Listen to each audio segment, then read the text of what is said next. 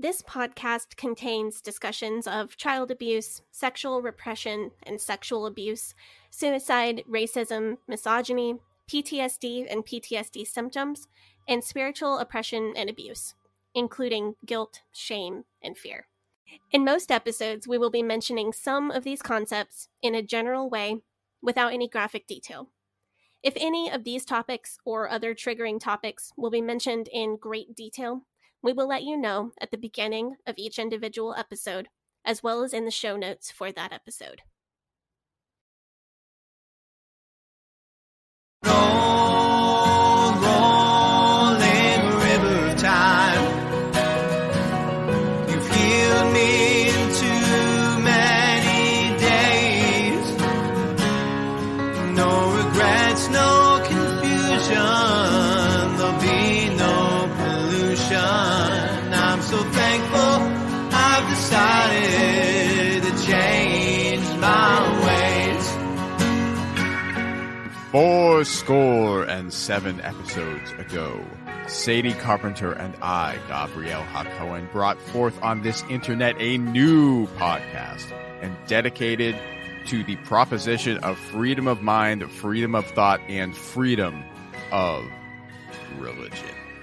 Now we are engaged in a great podcasting war, testing whether that podcast or any podcast so conceived and so dedicated can long endure. Actually, we're not really in a great podcast war. We're not? Well, I mean, we're in a minor podcast battle, but we're not in a great. I wouldn't call it a great podcast war. We wrote that line before. We wrote that line before certain tweets were tweeted. Man. But the real war that we're in, Gavi, is the war against misinformation, the war against behavior control, information control, emotion control, and thought control. And today we are gathered on a great battlefield of the war against information control. If you haven't guessed by now, we are continuing our Back to School special series with a look into American history. Gavi, did you have to memorize the Gettysburg Address in school? No.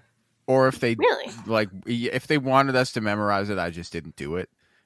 There's when I was in school, there's a lot of things that we were quote unquote supposed to do that I didn't because I didn't want to. Which is like my parents, if they listen to this episode, they will confirm that like 100%. So like, whereas I was in school doing extra credit and writing papers that were not assigned to me just because I was bored. And that habit definitely didn't continue into adulthood. No, but if I ever needed that did not at all continue into my sociology sociology paper from a couple terms ago in college that was twice the required length. It was really good though. It was about whether students who are in seminary are hazed and whether that process turns out abusive pastors when they graduate seminary. That's fascinating. It was a really good paper. It's on our Patreon if you want to see it. Well, actually, I think we should talk about that at some point in the future. But anyway, I wanted to say that if I ever needed the Gettysburg Address, then I could just Google it. Or you could just ask me. True, you could ask somebody who actually had done the homework and memorized it because, you know, that's what you do. That would have if we went to school together, I feel like that would have been us though. Yeah. I would. I don't know. Like, ask Sadie.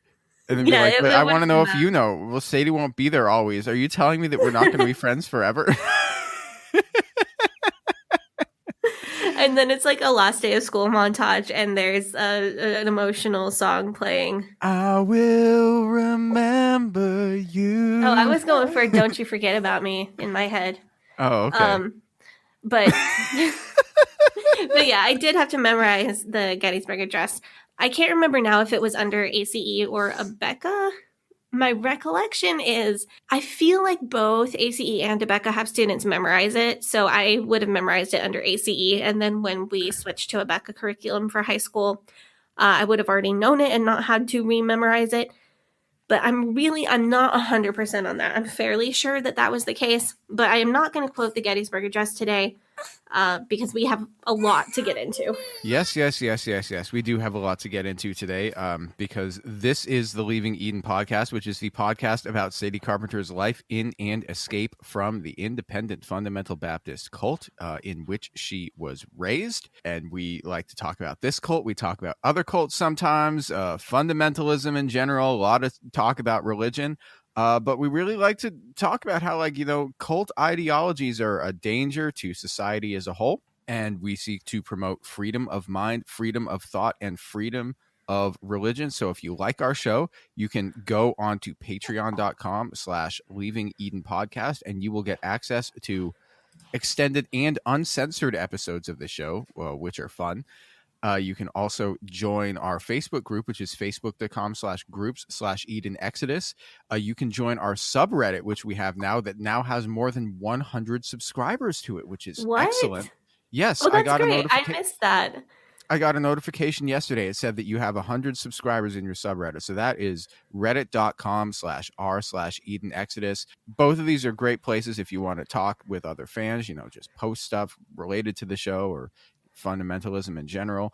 I made a pretty big sticky post in the subreddit that is a fundy terms glossary.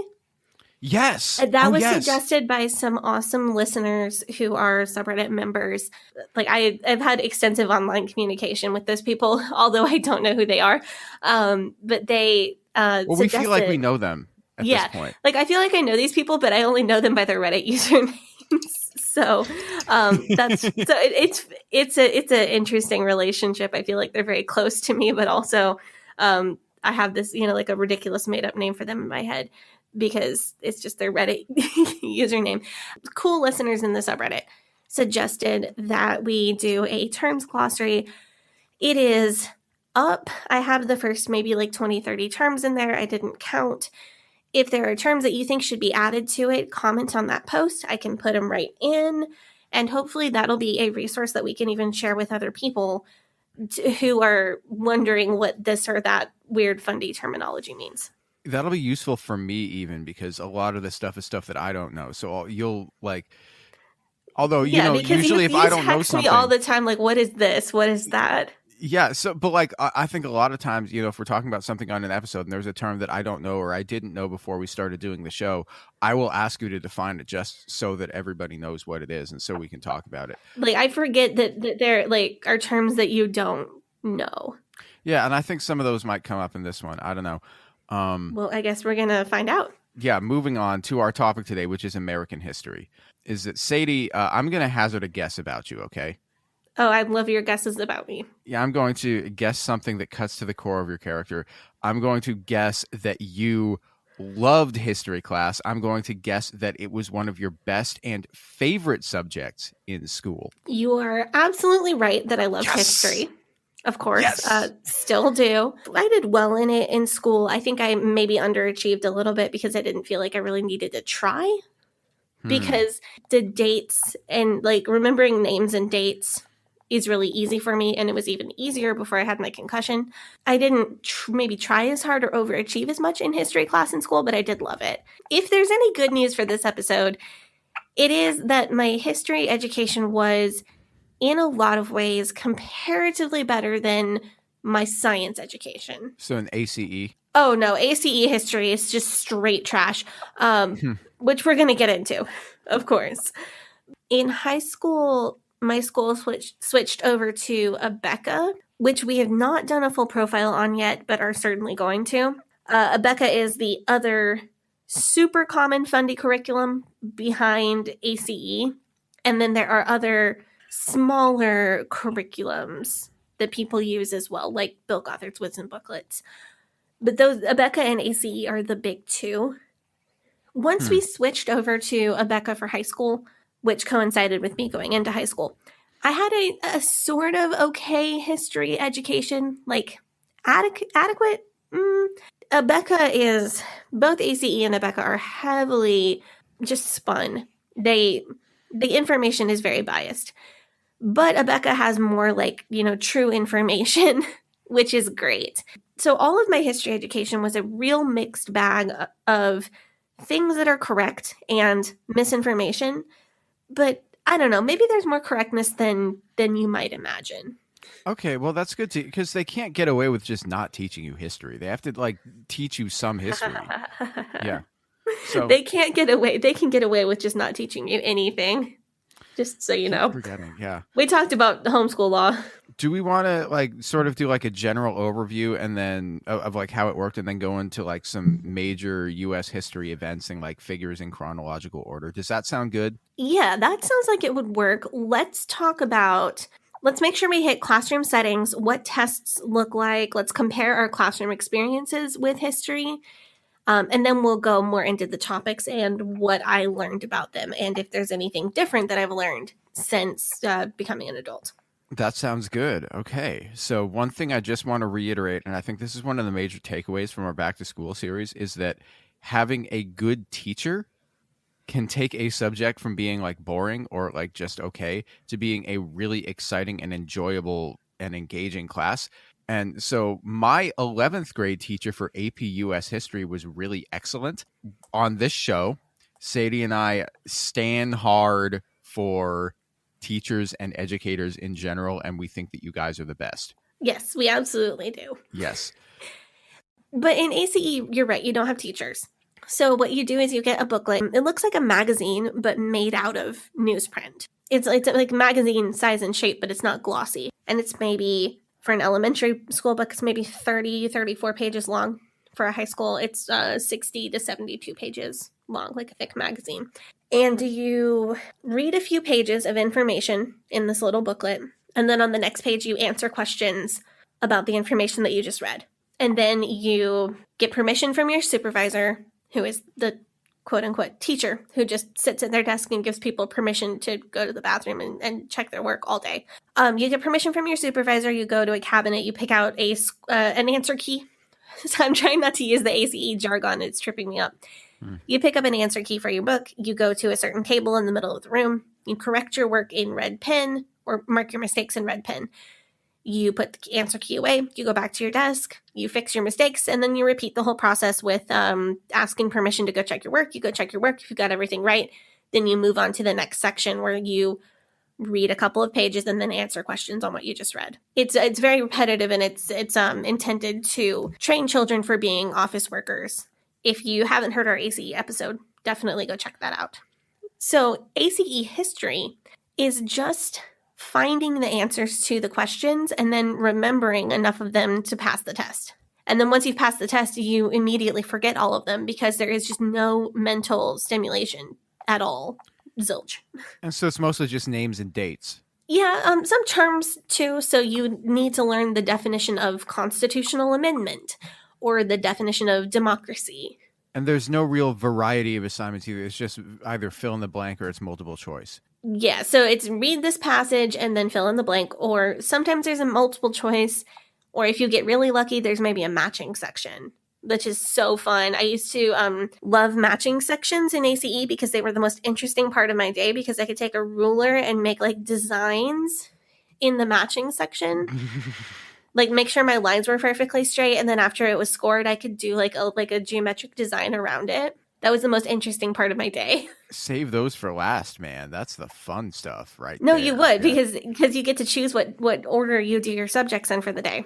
So I would save that because I wanted to like draw and make it fancy, because filling out a matching section was the best part of my day in ACE. Like I don't remember as much from history as I do from other subjects.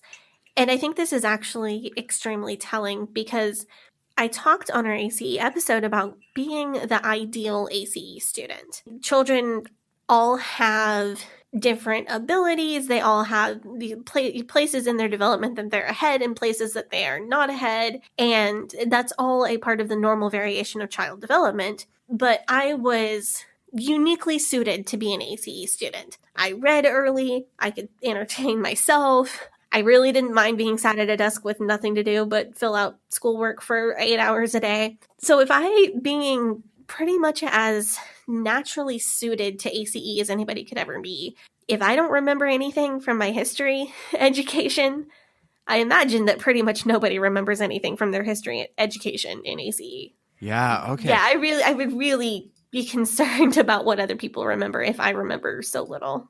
So did you remember the big stuff, or if there was like a historical figure that you learned about that you really liked, that you were like, oh, I want to learn everything about this person. I remember a bunch about this person. But then I guess it would make it really difficult to contextualize and then take the lessons from those events, wouldn't it?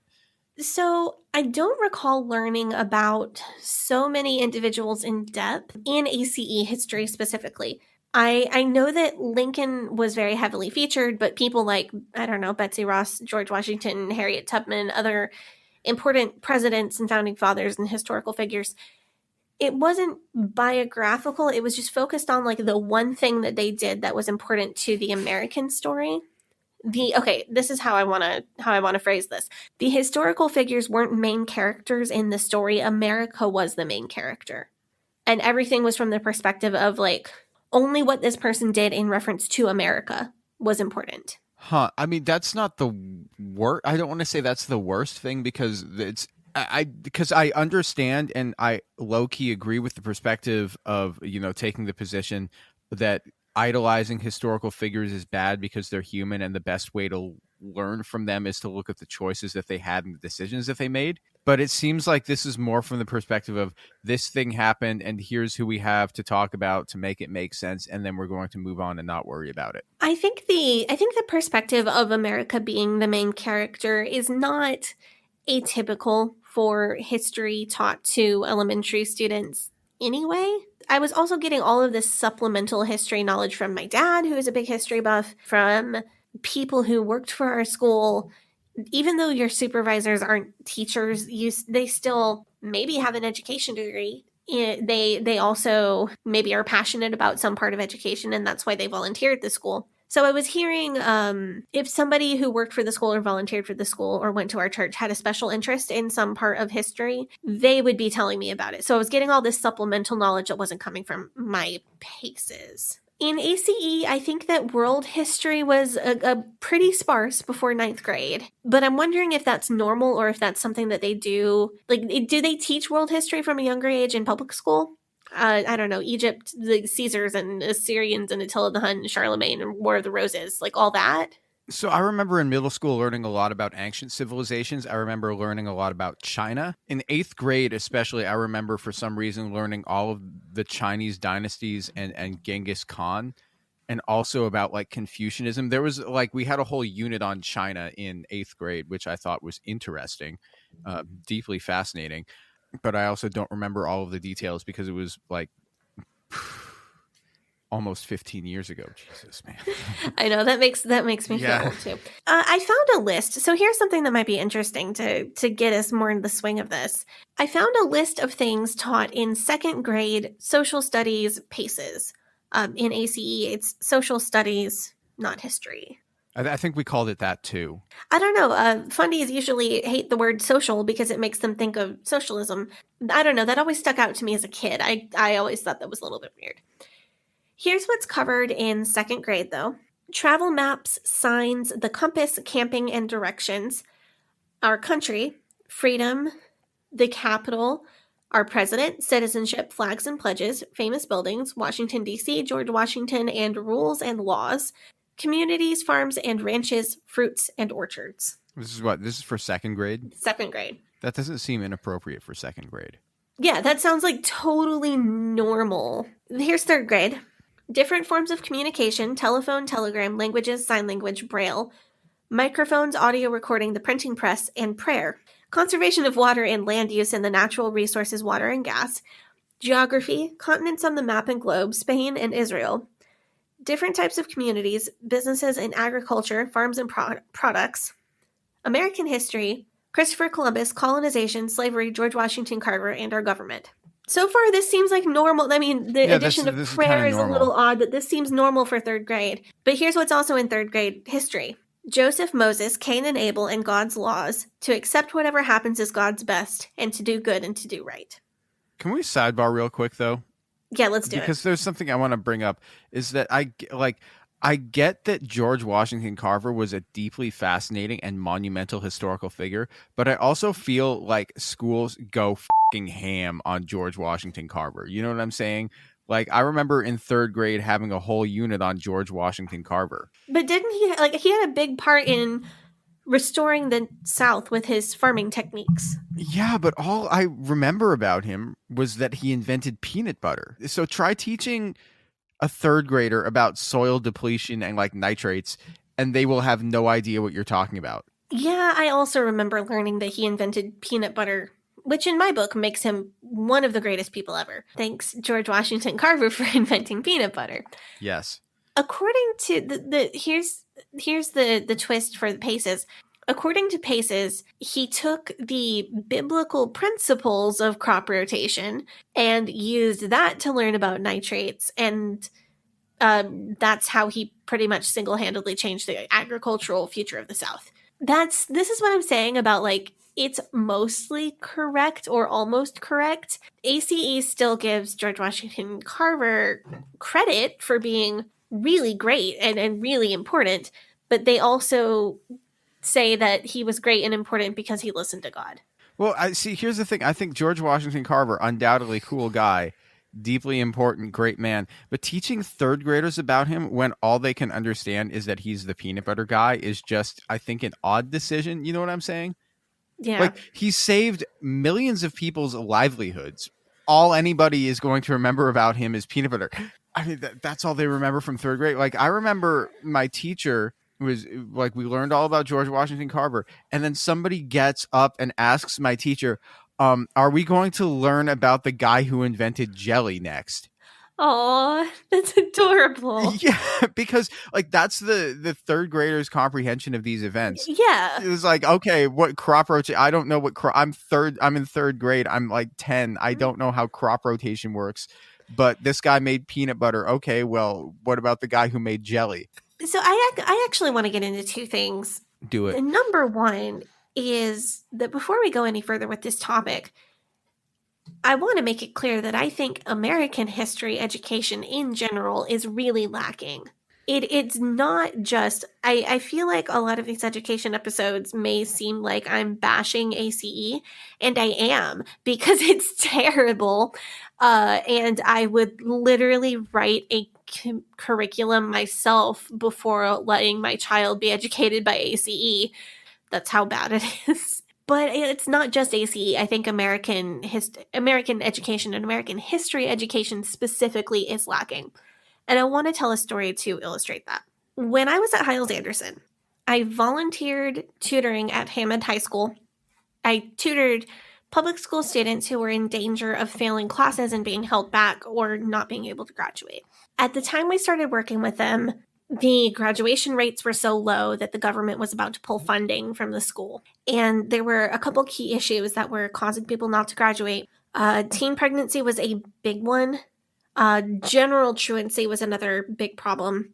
And there was also the issue that state and local law, whatever they were working with, you could only repeat 2 grades in high school. So if you didn't graduate at 18, you could repeat a grade and try to graduate at 19. When you turned 20, that was your last chance. So if you didn't pass your high school classes by then, you were done. You didn't get to graduate. You didn't get to have a high school diploma. And all you could do is really try to get a GED or something like that.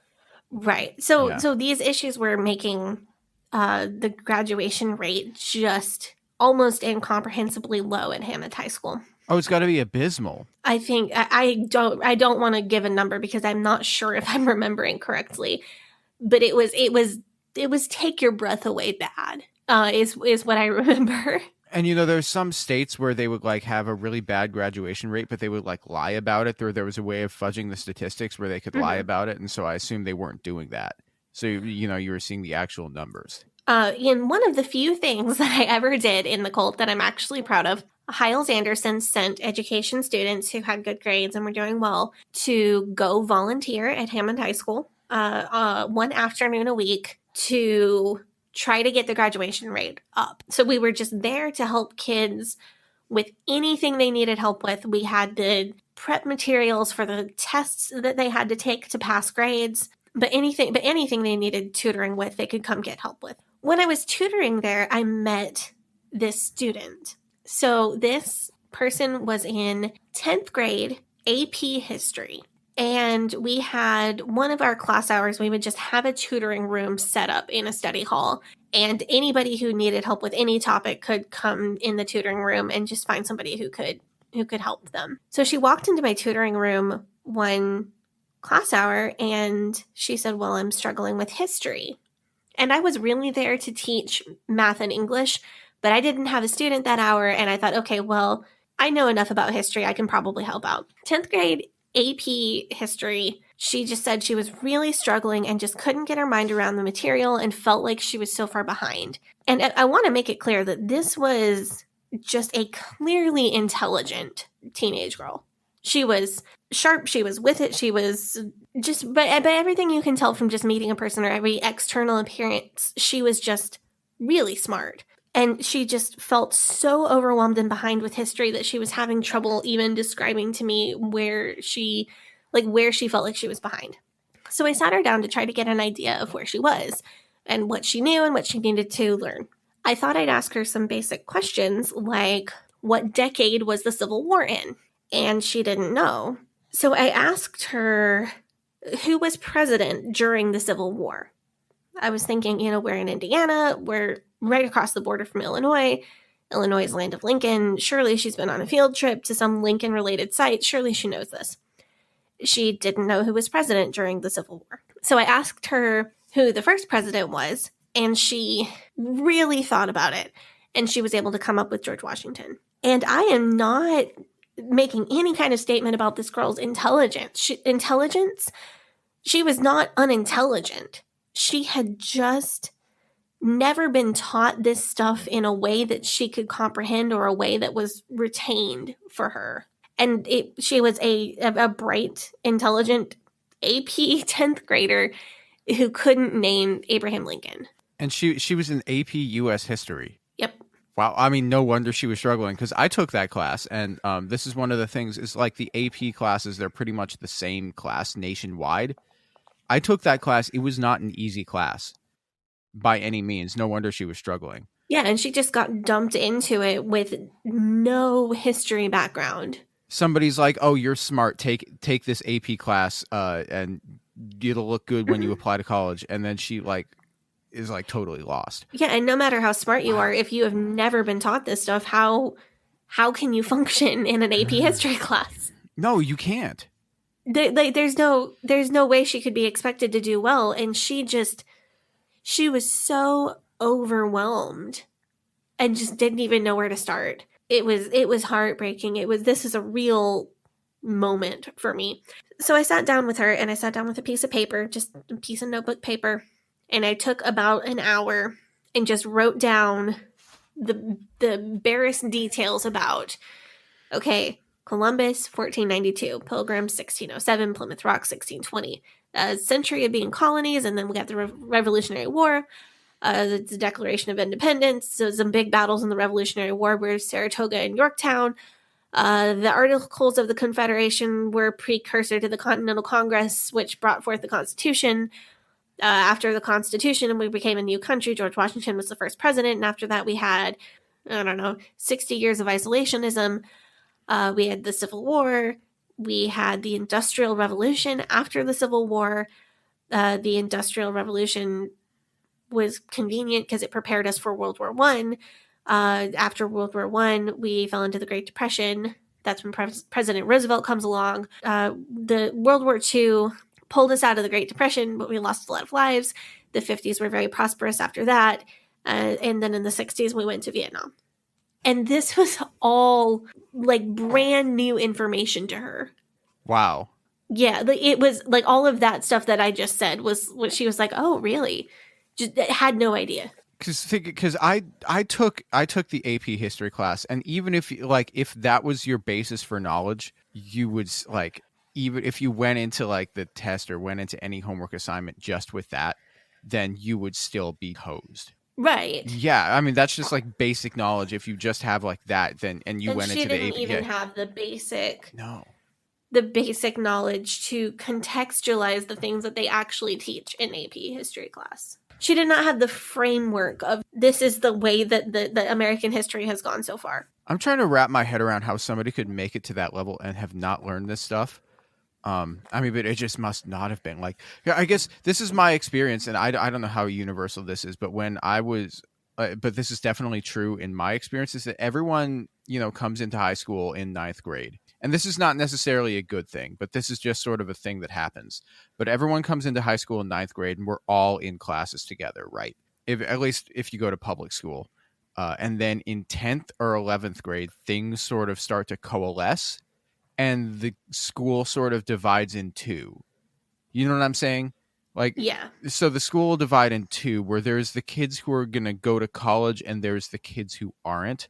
And the kids who are going to go to college will try to take the AP classes, and the kids who aren't won't.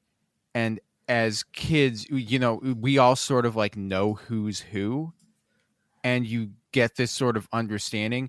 And some of the kids get a bit of an attitude about this. And I don't think that this is like necessarily right, but in my experience, this is definitely true. So I'm just trying to put myself in her position. She must have been dying, like trying to, be like, okay, I'm one of these kids who's really going to try to, who's going to, and then you get into this class with all the other kids and you're just like so like in over your head and out of your element. She must have been dying. And I'm sure through no fault of her own, just because she never had any like historical context for any of this stuff. That experience just shook me up, and I think it's probably obvious that it's been that has been 10 years this month or next month. Yeah, it should be obvious that really affected me.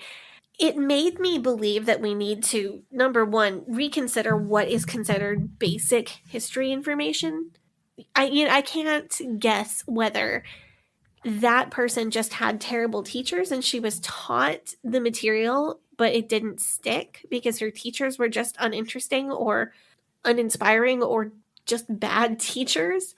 I also couldn't guess if maybe it was because the curriculum was bogged down with a lot of unnecessary things and the important details didn't stick. And there are many other reasons due to teachers and curriculum and school policies and that could be the reason that this person just never learned history well. But I really wonder what of those it could be. I do think that as we move on in the world, it's okay to let some of the details of history fall out of the awareness as far as being in elementary school classes. I don't think memorizing the names of Civil War generals is a problem, but I don't think it's important for a kid's education. I think a kid needs to know the facts of the Civil War and how it affected the country. But if they need to know the names of the generals or the names of the battles outside of, I don't know, maybe Gettysburg, if they're interested, they can Google and read and learn more. But I think there needs to be a standardized, basic history of our country and of the world that children need to learn. Well, maybe, there's a lot of possibilities for what happened with her. Maybe she moved around a lot as a kid and she didn't really have that consistency, Right. So maybe if she moved from state to state, she could have moved from a state where they were studying world history in fourth grade to a state where they study American history in fourth grade to a state where they study local history, agriculture. I can't. Yeah, because fourth grade, I remember we did Oregon State history, and so we did Oregon Trail, Lewis and Clark. Like that was what. But I mean, yeah, maybe history just wasn't her subject, or maybe she was like really good at math but not good at history. So that's sort of where she was going to do. Because I mean, not everybody needs to be an expert in everything. Yeah, I couldn't agree more with that statement. I do think that there needs to be more standardization across the American education system of like a more basic, smaller list of things that people absolutely need to know to graduate or even to get through elementary school. I think I am not saying that list should be expansive or extensive, but I think that a very basic list of things that everybody should know would be helpful in this situation. If you don't really learn about history, then a lot of times you're going to end up with a lot of people who learn about history from like Instagram infographics, which is a terrible way to learn about history because it's really easy for people to just make up or like put things in a slanted historical context to prove the point that they're trying to make about something going on now. You know what I'm saying? Yeah. Like they'll take facts and events out of their broader historical context and then be like, this is an example of XYZ thing. So if you And want to yeah. talk about slanted historical context, we can go back to ACE history. Yeah, let's go do that. But you have a very good point there about people learning history from a lot from infographics. Not that there's anything wrong with learning, people posting history on social media. I think that's any learning that you can do along with your social mediaing is good, but also please check your sources. If you want to talk about saying things without sources and heavily slanted educational philosophy, would you like to go back to ACE history? Yeah, let's talk about ACE history. Okay. So this is a theme that is going to come through in this entire episode. What I want to say about the George Washington Carver emphasis, learning about George Washington Carver is good. He was important American and a credit to the American people. But what ACE teaches us is that all he did was listen to God and obey. It's not centered on George Washington Carver. It's not centered on what he did for America. And it's not even centered on his strong faith in God. It's centered on his obedience. If it was teaching like George Washington Carver was great because he was a Christian, that would be not my taste, not what I would want taught to my children. But that's fine. That's fine. If that's what you want to teach to your kids, whatever. It's teaching George Washington Carver was great because he was a Christian and because he followed the rules. See, that tracks. And that's a much bigger problem. I'm sure there was a time in American education when we didn't learn about George Washington Carver because stories about like interesting and brilliant Black people wouldn't get told. Mm-hmm. So when they're going to teach about somebody, they're like, okay, well, maybe we should start talking about like interesting and brilliant Black people as part of U.S. history because that's part of U.S. history. But if you're like in like ACE or something, they're not going to teach you about somebody who's like politically radical. You know what I'm saying? Right. So they're going to teach you about this guy who's like a genius professor and agricultural scientist who invented peanut butter. And he's extremely significant, but also he's not going to offend anybody's sensibilities. You know what I'm saying? Yeah.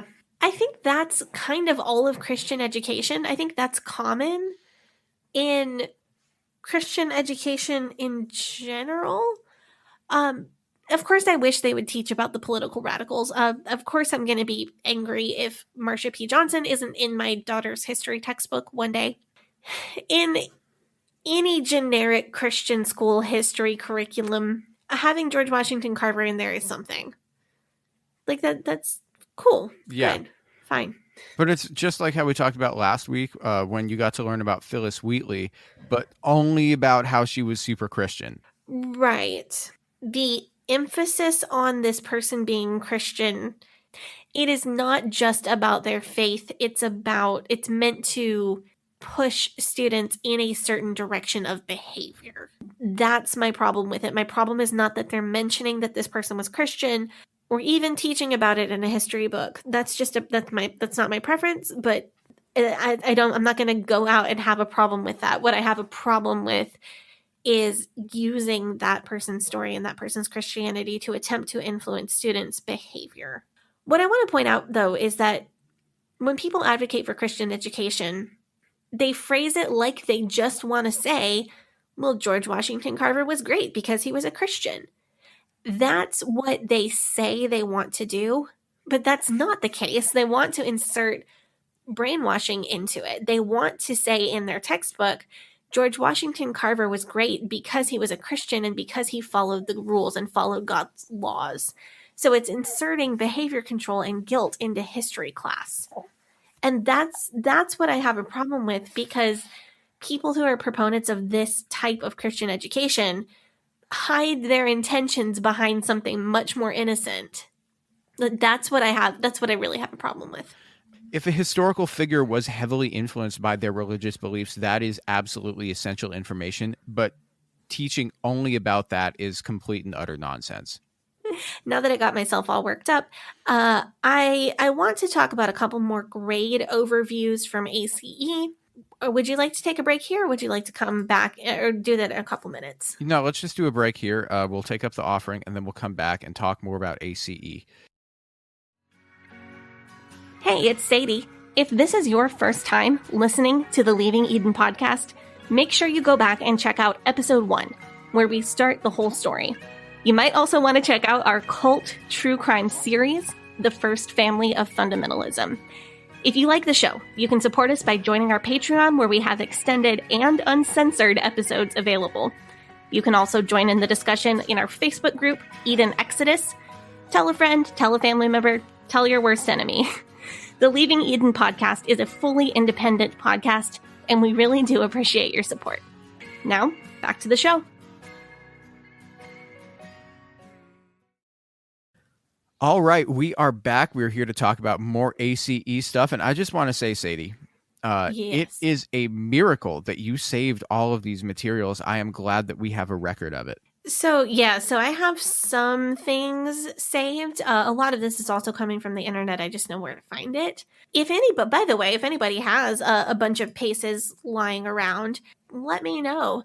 The Bill Gothard wisdom booklets are all online, and I was just not able to find that kind of extensive scanning for paces. So here's the 4th grade ACE overview. Expands geography knowledge, including how the Earth moves, kinds of land and water in major countries. Learn more about maps, globes, directions, distances, latitude and longitude. Anyway, modes of transportation. Early America, including colonial life, the Indians of New England, the Auca Indians, John Bunyan, Coronado, and the Pilgrims, Christian leaders and missionaries in American history, biblical heroes, and appreciation for religious freedom in America. So right back to my point, this is typical in a lot of ways, like maps, globes, colonial life, whatever, things that kids ought to be learning in school. But then there's this heavy emphasis on Christian leaders and missionaries, biblical heroes, and appreciation for religious freedom. Religious freedom, of course, being spun to mean freedom to be Christian. Not so big on the freedom to be atheist or Muslim in America. I guess that's the sort of thing that you have to read between the lines about. Reading through these has definitely jarred my memory more on what they focused a lot of time on in these paces. I know that David Livingstone had a really, really long biographical bit. Livingstone was a missionary in Africa. So it's not getting a lot of the historical facts blatantly wrong. There's just an extreme dominionist Christian spin on absolutely everything, and then an extensive Bible section in your history books. That doesn't really surprise me, though, because what are we in 4th grade? We're 9, 10 years old. That's just awfully young to be really indoctrinated with this kind of spin. The issue is that if you're 8 or 9 or 10 years old, you're too young to realize that you are being indoctrinated. And this is why I don't think this kind of Christian education is good for kids. It's not because it's nothing to do with whether they teach Christian values like love your neighbor and don't steal and turn the other cheek.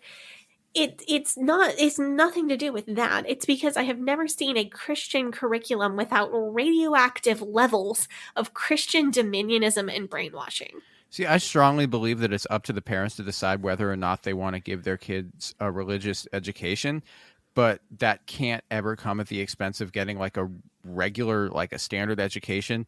And right. it would be doing children a disservice and leaving them less prepared to be successful in the world. That is exactly what I'm saying. I'm going to get more into this in a few minutes in this episode, but I have opinions about Christian education. I don't have back to David Livingstone though. I don't have a copy either of the PACE or the test that mentioned him. So this is completely just based on my memories. The test for the PACE that mentions David Livingstone. You might see a question like, a globe is made using the blank projection. And then there's also a question that David Livingstone was a missionary to Africa and named blank falls. See, these are factoids. This is trivia. These are like questions on Jeopardy. This isn't like a comprehensive history education. Trivia is a great way to describe an ACE education. A lot of us are really good at Jeopardy because you learn to just like spout out answers and fill in blanks. My point here is how much more history could I have learned, or how much better of an understanding of the global economy could I have had if I didn't spend half of my history education learning about Christian heroes who had little to do with the primary facts of history. I don't care. If parents want their children to learn about David Livingstone, fine. If you're a Christian and his story is important to you and you think your kids should know it, feel free. I have no issue with somebody telling their kid that story. Teach them, buy them Christian children's books about him.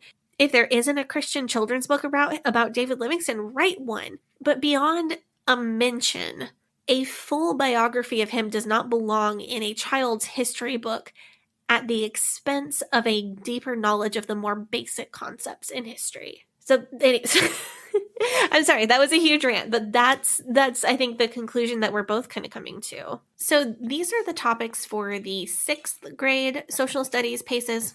The New World After the Flood, the Tower of Babel, the Times of the Patriarchs, Civilization from circa 2000 to 500 BC, the Assyrian and New Babylonian Empires, the Silent Years, the Rebuilding of Jerusalem, Great Christian Leaders from AD 100 to AD 430, and from AD 1300 to AD 1500, and the Great Awakening in America. Heroes from the Bible, Noah, Abraham, Isaac, Jacob, Joseph, Moses, and the Exodus, Samuel, and the birth, life, and death of Christ. Character development through examples given in each PACE, Christian leaders and missionaries in American history, including Ignatius, Irenaeus, Martin Luther, Jonathan Edwards, William Tennant, Polycarp, John Wycliffe, John Calvin, John and Charles Wesley, Gilbert Tennant, Justin Martyr, John Huss, John Knox, George Whitefield, and circuit preachers. John Denver and John Jacob Jingleheimer Schmidt as well. Yes. So sixth grade is pretty much entirely about Christianity. And like that's what it looks like, though. Entirely about Christianity. Yeah. That's all you're learning in history class. Wow. Well, yeah. It's not history, it's social studies, but yeah, these are people at Christian schools whose kids are already taking mandatory Bible courses. They're already in chapel a couple times a week, but they're taking an entire grade level in one subject to just teach Christian history. And if you're IFB and they're teaching you in history class about the birth, life, and death of Christ, like you already know that. You've had that drilled into you since you were born. Like, yikes. I mean, but we've shown many times on the show that when it comes to learning about things like, the Great Awakening, and this is something I wanted to say, is that when it comes to learning things about like Great Awakening, these circuit preachers, stuff like that, which are undoubtedly an important part of American history, right? Right. Your education when it comes to that stuff was top tier. I remember you had me watch Sheffy. I did not understand the historical context for that movie one bit, but you had the historical context to make that movie make sense. And then you went through and explained it to me, and I actually learned a lot about 19th century American history because you explained to me what was going on in that movie. That's kind of where I'm coming from when I say that ACE history is bad, but it could have always been worse. The PACEs don't lie about the material facts of those actual important parts of American history. They misrepresent some things. But okay, when they talk about Abraham Lincoln, they don't say that John Wilkes Booth shot Abraham Lincoln because he was a dirty liberal. They don't say that John Wilkes Booth shot Abraham Lincoln because Booth was not a Christian. John Wilkes Booth shot Abraham Lincoln because John Wilkes Booth was a Democrat. That's yeah, not really. They don't go to that level to just flat out lie. Another example that came to mind for me was the Trail of Tears. Oh God, what are they going to say about this? In ACE, I couldn't find a source to say exactly what they said about it. It wouldn't be presented exactly the way that I would want it taught to my daughter. It wouldn't be represented. I'm sure that they would paint the American people in a much better light than I think is accurate. Because it was like a ethnic cleansing is essentially what it was. Yeah. But I do remember when they taught it, the Paces recognized the Trail of Tears as something that was terrible and tragic for the people who went through it. The same with the Japanese internment camps and slavery. The curriculum did not go so far as to try to make excuses for those things. It also failed to place blame on any person in particular, the people who perpetuated those terrible things on other people.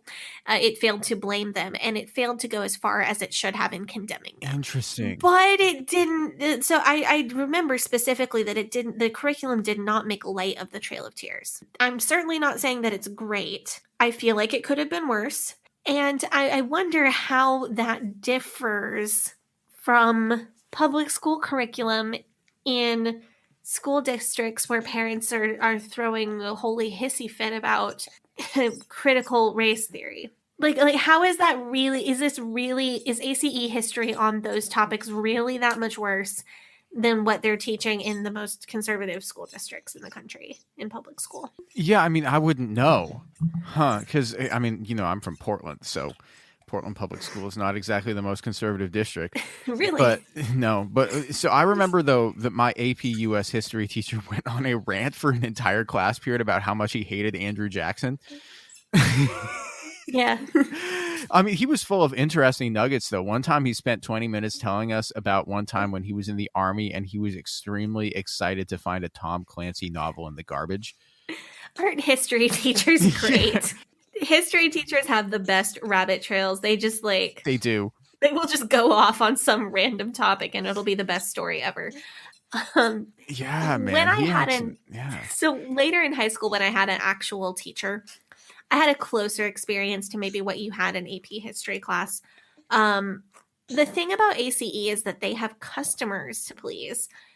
And a lot of them are the unmasked people spitting at teachers about critical race theory in some parts of the country right now. Florida. But ACE also has customers that are less fundy than you would think, that are homeschool families that have just kind of been taken in by the whole, this is the right way to do it, do ACE.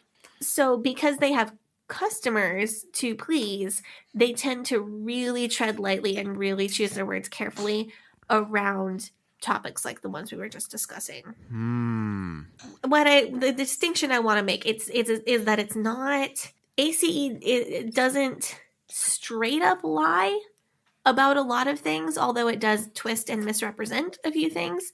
My main problem is that time is wasted on things that belong in a Bible class or a Christian heritage class and not history class, and that everything is heavily spun a very particular way.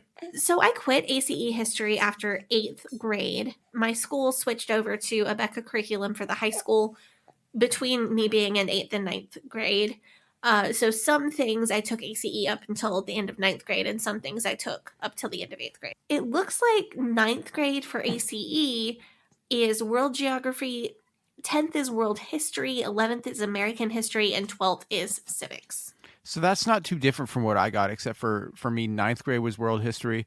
I didn't have a history class in 10th grade, and 11th grade is U.S. history, and 12th grade is a semester of civics and a semester of economics. That's similar to what Abeka does too. I think I had American history in 9th, world history in 10th, government maybe in 10th or 11th. Illinois requires state history, so I had that at some point, and I don't remember what grade it was. And then I had a senior life skills class instead of another year of history senior year. Yeah. So what we did was that, every freshman had to take the same history class. Like I was saying with the English classes last week, every freshman's got to take the same world history class in 9th grade. And you only needed 3 history credits to graduate as opposed to 4 English credits.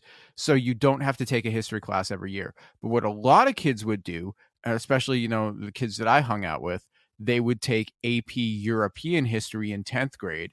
But I didn't do this, though, because I wanted to take an extra music class. I think in my state, it was 3 general history credits and 1 state history credit. So I had to take, and because I went to a tiny private school, I had to go back to ACE to take the Illinois State History PACES because ACE has released a state history PACE for each state, and I think it's just 6 PACES instead of the normal 12 for a year, so you only have to take it half of a year. I had to take the Illinois State History PACES. I believe it is the literal most boring thing I have ever done in my life. You must have loved that. No. Sitting by yourself at a desk. I did not. It's like Christmas. The Illinois history paces were that bad. I am still like a little bit scarred by being that bored for that long. They also, and this is another cruel thing about ACE that I think I forgot to mention in the ACE episode. So the paces up until 8th or 9th grade are colorful. Like the cartoons are in color, the covers of the books have color on them. There are little, color images and things within the pace itself. And the high school paces are black and white. So you can't see anything because if it shows you a diagram of a cell and there's no color to it, it just looks like a blob, like a pixelated blob.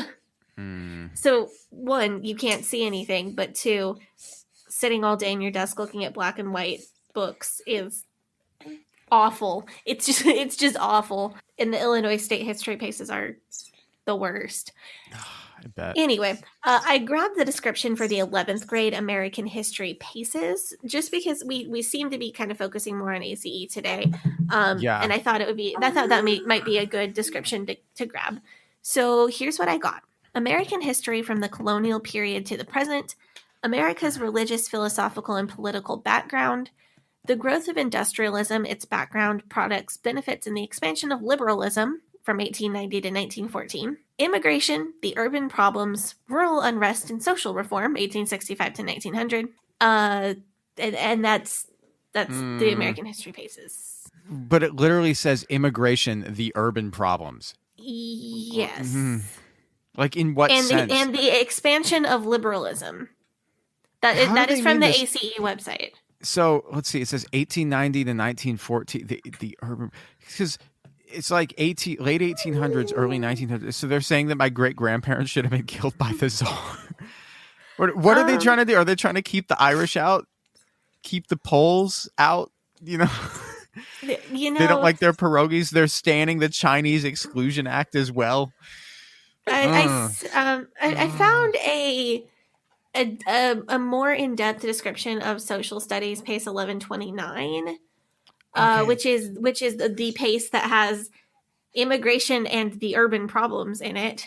Okay, let me look this up. Okay, so they have a special section on Jewish immigration, European immigration, Black immigration, and non-European immigration. But Black immigration, right. That's an interesting way to put it. I wasn't able to find a PDF scan for this PACE because it looks like ACE in general has been much more effective than Bill Gothard at keeping their materials offline. I was able to find a Quizlet post with practice questions and answers for the self-test for this PACE. What's in it? A lot. So this Quizlet is, I have to say, it is unverified. So I can't 100% confirm that this is what is in Social Studies PACE 1129. But I do have some questions from this Quizlet. So let's just see if you can answer the first one. Okay. The only group who never blank chose to come to America were Black immigrants. Who never blank? That doesn't need an answer. That does that's a complete sentence right there. Yes, but you got to fill in the blank because that's how you get points on the test. I don't know, freely? Yes, actually, wow. That's correct. So I find it extremely disconcerting that they refer to people who are literally kidnapped and transported as prisoners and then consequently enslaved as quote unquote immigrants. Yes. Right. So this is parts of speech from like diagramming sentences. Having the answer to that one question be an adverb is unnecessary. You know what I'm saying? Yes. So like freely is the word freely in that sentence is the most unnecessary part of that sentence. So you could like leave that word out of the sentence and it would still make sense. I was confused for a minute when you read me that question. But still, I didn't know what I was supposed to put in the blank space. Right. And Yeah. I think this illustrates that it's not testing whether you know the information. It's testing whether you memorized that sentence effectively enough to fill in any missing word. Also, I just want to say that it's not entirely accurate because a lot of immigrant groups had to leave their countries because they were being persecuted or they were running from wars while they literally weren't like shackled to the deck of a slave ship. I would not exactly call that freely either. Either way, True. this is not what I would call an 11th grade a question on like a test in an 11th grade history class. Well, here's another one from the same self-test. The blank of the Bible is an English literary masterpiece. Is it the King James Version? Yes. How did you know? Once again, like this isn't inaccurate because, you know, whatever you think about the accuracy or legitimacy, it's like the language is iconic, but also like that's so obvious. Oh, I'm looking through that quiz online and I found one that you might know the answer to. So here's a fun one. God, what are they going to say about the Jews? What are they going to say about Rabbi Leopold Cohn came to America searching for the blank. You know that Rabbi Leopold Cohn wasn't actually a rabbi. He was like allegedly not actually a rabbi. I didn't take this pace, so I don't actually know anything about him. I was not in this pace. It's totally on brand for them to be talking about this guy. This is a guy that like I think I read about him. Somebody posted a thread about him on Jewish Twitter a few weeks ago, and so I remember that name. This guy was a Hungarian Jew who came to America and then converted to Christianity and went around trying to convert other Jews.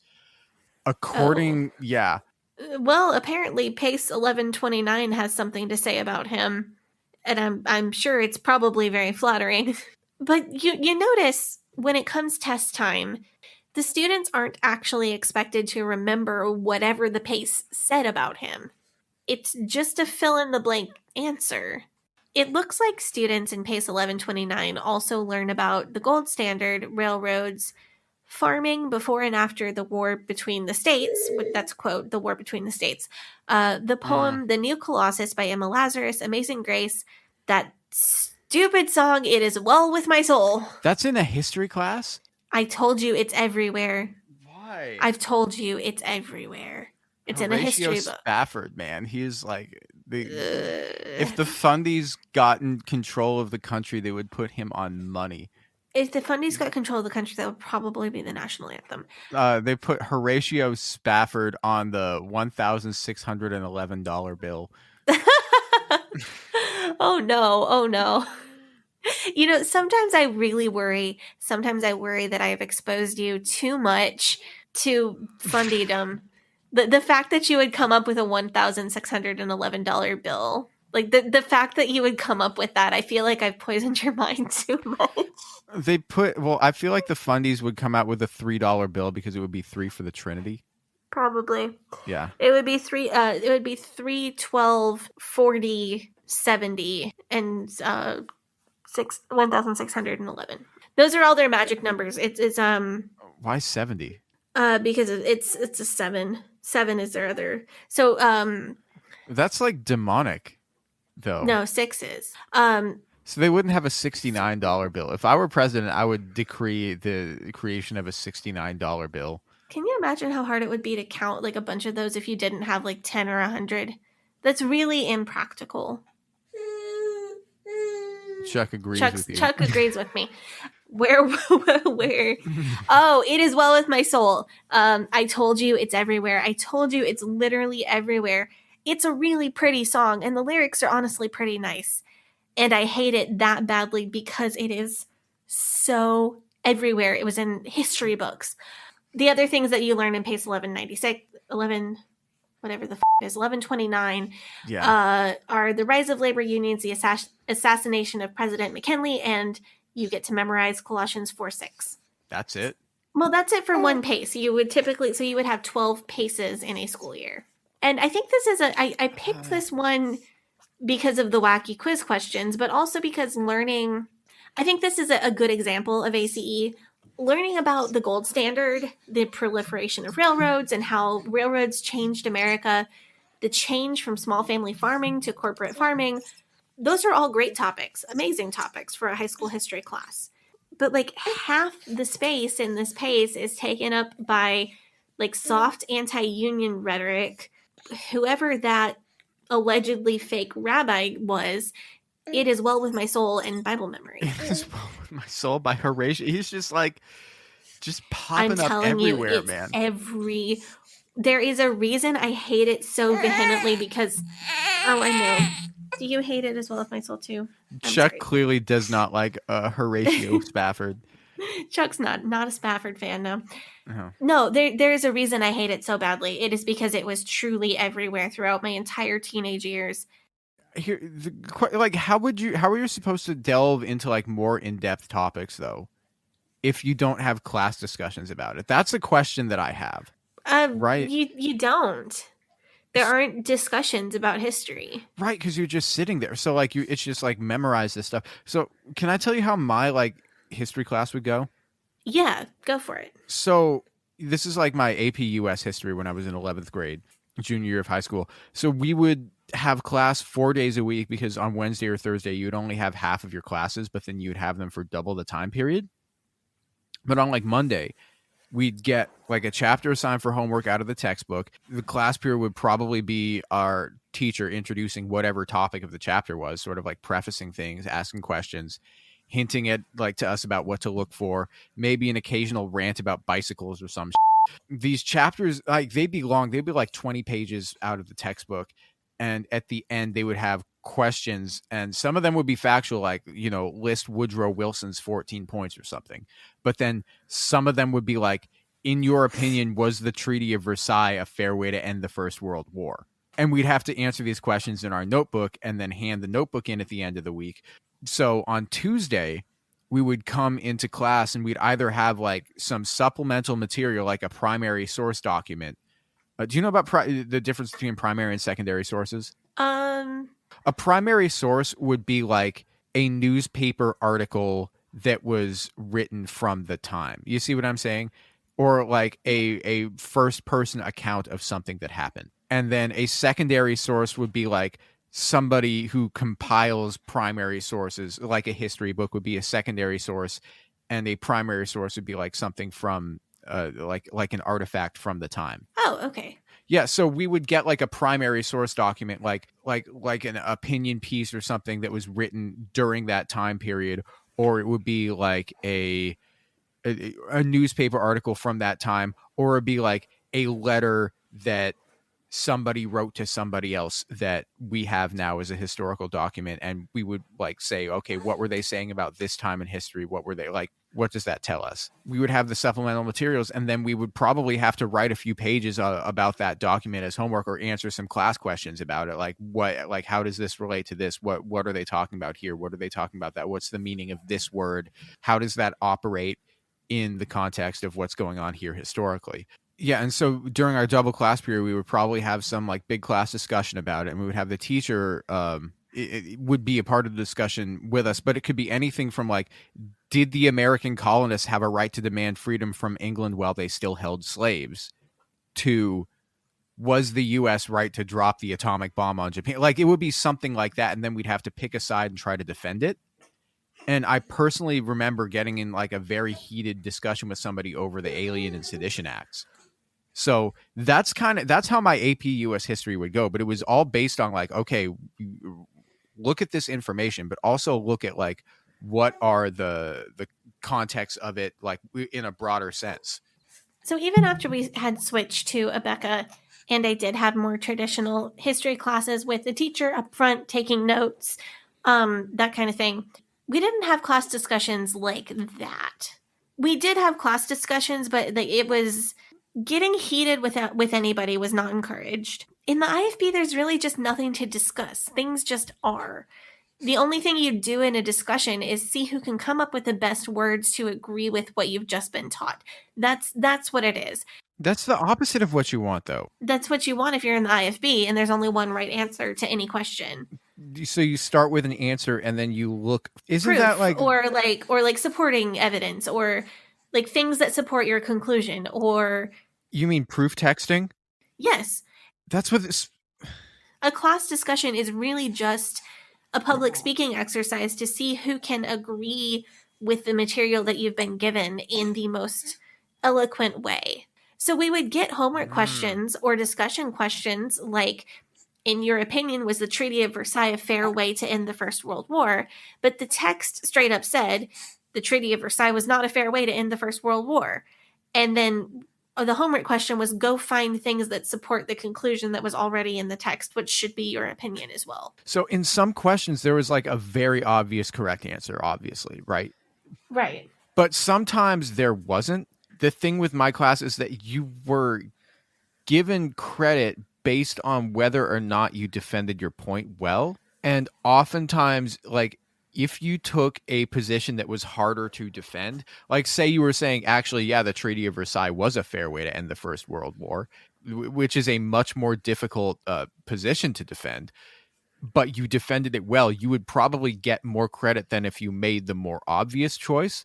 It is so irritating to me that you were like never given this opportunity in class, because I could see like if you took this class, you would have been like jazzed for it every time you went to it, you know? So this is a sidebar, but that is one reason that you are the right co-host for me and for my show and this podcast, our show, because you're personally invested in my life to the point of wishing that you could time travel me back into your high school AP history class. Yeah, I would time travel myself back into my high school AP history class so that I would pay more attention.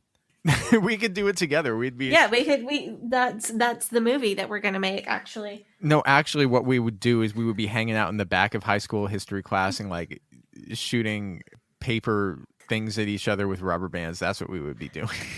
Yeah, no, That's what I was do, doing. No, okay, here's the no, and I would have been the geeky kid. Like, stop that! I'm trying to get straight A's in this class so I can go to Yale. See, I was geeky, but I wasn't good at school. I was a nerd who wasn't good at school, which is a rough. I was a place to nerd who be, was man. very good at school. Yeah. You would have been in all of my classes though, because you would have been in the AP classes. Yeah. You would have been in my theater classes. You would have been in my choir classes. Like we would have like literally had all of our classes together. Yeah, it would have been. So here's the thing. Here's the thing. So here's our movie. Our movie idea is we have to try and travel back to like your high school career, and like I have to time travel back and know you in high school, but you have to time travel back and know me in high school. So you have to go to Fundy school, and I have to go to real high school. I would have been pulling so many pranks. I would busting everybody out of Fundyism. So you have to survive a month in Fundy school. God, and give me a week maybe. A week is. That would be. You would have been like, I don't want to go back. Yeah. So that's our grand movie idea. Oh, what I wanted to clarify about class discussions is that I did have one teacher who tried to encourage actual class discussions very late in my high school career, and I hated it because I had never been encouraged to disagree with anything before, and it upset me really badly, like really, really badly, because the teacher would try to get students to like you described. And it really upset me because he was trying to instigate students towards being more antagonistic towards each other or being more passionate about their opinions. And did anyone else take to it? I don't remember. I was like, I don't remember. I was like so upset by this because like I was being confronted with the idea of like it's okay to have more than one opinion, like to have different opinions about things and not just like toe the party line on every single thing, which was not something that anybody had ever told me before. So that was quite upsetting to be confronted with. Wow. And then on top of it, encouraging peers to get very heated with each other and yell at each other and throw things and generally unscholarly behavior, I think. Yeah. So it was just like so overwhelming and not okay for me that I think I was just exposed to that idea way too late. I can totally see that like in the like 15 years from now, 2036, Chuck is in high school, you're stealing her U.S. history textbook when she's done with her homework so that you can learn about all this. Or you could, take a college class or, you're doing that with sociology, with accounting. But this is like one of those situations. I really think a virtual education doesn't measure up to like in-person education, at least when it comes to class discussions. Well, I mean, the thing is that you can learn history without a class discussion. Of course, that's something that's beneficial, but I've been able to pick up quite a bit from reading and learning on my own after school and college. I had some pretty good college history professors, even in the IFB. So I thought that we could wrap up this episode by maybe having us go through some major, I want to say, inaccuracies or like weird narratives that you were taught about historical figures or historical events. Does that sound good? Yeah, that sounds great. Of course, we've already talked about in our ACE episode how PACEs teach that apartheid was good and welcomed by the people of South Africa, and also how the Loch Ness Monster was actually a dinosaur leftover from the flood and proof of young Earth creationism.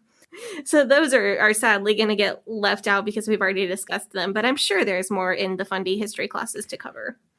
For sure, and we're mainly going to talk about American history anyway, so that doesn't really apply to those. Yeah. But let's see. Where do we want to start? We want to start at the beginning. We got Columbus, 1492, Jamestown, Mayflower, Pilgrims, Puritans. What have you got for them? Oh, Columbus. Columbus came to America because he believed the Bible when it said the earth was round, instead of listening to modern science that said it was flat, which is why you should believe the Bible and not modern science. Also, Columbus accidentally gave a lot of people smallpox and millions of people died, but it totally wasn't his fault because he was just doing what God told him to do. I mean, I'm sure that he accidentally raped and murdered them as well. It was purely by accident. I mean, a lot of IFB pastors seem to accidentally rape people. It happens. Slipped, tripped, and became fallen in grace. I'm telling you, Doc, it was 1 in a million. I was on a ladder changing a light bulb. Also, the Pilgrims. The Pilgrims came to America because they were the real Christians, and the dirty, almost Catholic Anglicans in England just wouldn't let them let their freak flag fly. So that's not entirely inaccurate, but that's what I'm saying, though. It's not lies. Like, most of this is not lies.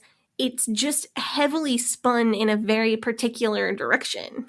Okay, so after that stuff, we've got Founding Fathers, we've got George Washington, Ben Franklin, Thomas Jefferson, James Madison, American Revolution. What have we got? They were all great because they were all Christians. Washington prayed in Valley Forge, and that's probably why God allowed him to win the Revolutionary War. Even though he went to work on Christmas? Working on Christmas isn't against the rules, unless Christmas happens to be a Sunday. Mm-hmm. Oh, also, Thomas Jefferson was not great because he was a Christian, but he was pretty great for not being a Christian. He was a deist, and he made his own Bible translation with no miracles. See, this is bonkers to me, though, right? Because it seems like it should be a slam dunk that you could go into you could go whole hog into Thomas Jefferson had all these slaves and he was a rapist and he had tons of illegitimate children and he was a bad guy because he wasn't a Christian. You'd think that's low hanging fruit, man. Yeah, you would think that they would capitalize on that and be like, oh, the founding father who did like the most terrible that's the one that wasn't a Christian and that's why. You would think. But no, Thomas Jefferson is in hell because he didn't believe in Jesus, but it has nothing to do with his relationship, with an enslaved person who could never possibly have consented because of the total power imbalance, with whom he had children, and then I think he enslaved his own children. Didn't he do that? True, he did do that. Yeah, that's all covered under the they didn't know slavery was wrong at the time clause. No, dude went to hell because he made a hobby Bible translation. Well, Thomas Jefferson also wrote during that time that he thought slavery was wrong while still owning slaves and behaving like an absolute villain. Maybe that makes the IFB like him more because they're real pros at cognitive dissonance. Okay, so Ben Franklin, on the other hand, he's a guy, he did support the abolition of slavery and the end to the transatlantic slave trade. I wish I could remember what they said about Franklin. The only major thing I remember learning about him in school is about the Poor Richard's Almanac. I just don't have a memory of whether they were super into him or not. I had some older secular children's books about some of the founding fathers, so I can also tend to get the information that was in there mixed up with what I was actually learning in school. So I'm doing my best to differentiate that and only say things that I'm sure I remember learning actually in school. I had this book about John Hancock, and I remember it really vividly about how he signed the Declaration of Independence really big so the king could read it without his glasses. Yeah, and I know that your dad is a huge history buff too, so I'm sure that there is plenty of reading material lying around for you to peruse. Oh yeah, all the time. I would just ask, if I had a history question, I would just ask my dad, or he would lend me biographies out of his giant bookshelves at his office at the church. So I read a lot of biographies even as a kid. My dad loves history in general, but he's a really big presidential history buff. So I know a lot about the presidents and the history of the White House and that sort of thing. Yeah, so this spring I visited Washington, D.C. for the first time. I got to go to George Washington's estate, Mount Vernon. Fascinating stuff. Did you ever get to do anything like that? Not for school. For school, we did a lot of local field trips. We didn't really go out of the general St. Louis area unless it was for like a youth conference or something like religiously focused. Being in the St. Louis area, a lot of our local field trips had to do with Lewis and Clark. We did visit New Salem, Illinois, which is a reconstruction of a town Lincoln lived in before becoming president. And we also visited Lincoln's grave in Springfield. So was this with school or was this with your parents? That was for school. My parents took me and my brothers my senior year of high school on like one last big vacation before we enter the phase where our kids are going off to college. And we went to Pigeon Forge, Tennessee. We saw historic sites in West Virginia, and then we went to Washington, D.C., and we saw the White House tour. We went to the Smithsonian, Lincoln Memorial, Washington Monument, Arlington, like the whole D.C. shebang. I was super excited at that age to visit Kennedy's grave. That was the big thing of the trip for me. And then we also did Monticello and Mount Vernon before heading home. It was like a 2-week trip. We saw so much. It was amazing. Oh, we also went to Mount Airy, North Carolina, which is the town that Mayberry was modeled after. But we've established that you don't know anything about Andy Griffith. That gave me a thought, though, that I'm going to share at the end, that I think that we should move on real quick and talk about the Civil War. Unless there's something between the Revolution and the Civil War that you think that we should bring up. The only thing that comes to mind between Revolution and Civil War is that ACE is a big fan of President Monroe because of his doctrine of isolationism. Weird, but okay. Very specific. I mean, what do you remember being taught between the Revolution and the Civil War? That what's the one thing that really stood out to you? The War of 1812? Oh, right. Yeah, I don't. The big thing. Andrew Jackson, the Trail of Tears. No, the thing they really focused on was isolationism and how it set us up to win World War II, like 150 years later. I don't know if that's accurate. I don't know. I'm not a historian. That seems very. I'm sure we have historian listeners who will write us. Anyway, I want to know what did they tell you about the Civil War? What did they tell you about slavery?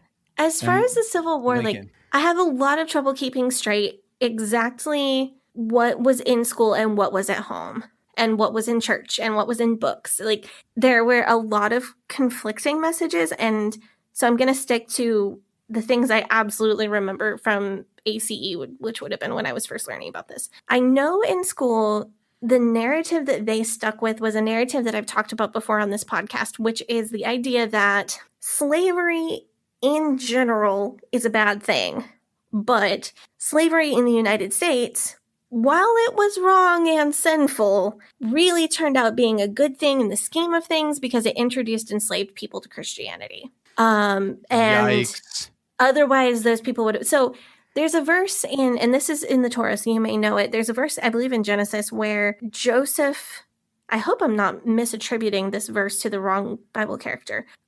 Joseph had the brothers, sons of Jacob, and he was the favorite, and Jacob gave him the Technicolor the coat of many colors, and the brothers were jealous of his closer relationship with his father, so they threw him into a pit, and they were going to kill him, but some traders came by and they sold him into slavery. He ended up going to Egypt. Like, this whole drama unfolded from Joseph's life. And then Joseph later saved his father and his 12 brothers when there was a famine in the land, and he had been led by God in a dream to store up 7 years worth of food in Egypt. Familiar with the story? Yes, I'm very familiar with this story. This is from the part of the book that we pay attention to. Yeah, this is from the OG, the original trilogy. Yeah. So in that story, there's a quote where Joseph says, "They meant it unto me for evil, but God meant it unto me for good," acknowledging that his brothers had malicious intent with what they did to him, but that God used those events in his life to bring about God's will and to bring about his ultimate good. That is the phrase and the philosophy that gets applied to slavery. It's not straight up denying that slave owners and kidnappers were doing the right thing, but it's also not really digging into their motives or questioning their motivations. Some of the matter is like, well, it was bad, but it was over now, and look at all the millions of people that are Christians that would never have been Christians without this, which is just gross. Yeah. And also, like, Christianity among enslaved people was definitely a real religion that they adopted every single time, and not sometimes just used as code words for escaping. So that's kind of the narrative about the Civil War and slavery. I think they played the cards real close to their chest on the whole who started the war and was the war justified bit. ACE does persistently call the Civil War the war between the states, which is interesting. At least they don't call it the War of Northern Aggression. Not that I recall. So, but they don't teach you what the cause of the war was. They don't say that it was... I don't want to make a claim that specific without a pace in front of me to read it from. My memory is suggesting that they took a middle-of-the-road, non-committal route. So the way that I'm remembering the way that they taught this is something along the lines of they wrote it in a way where you could interpret it either one of those ways.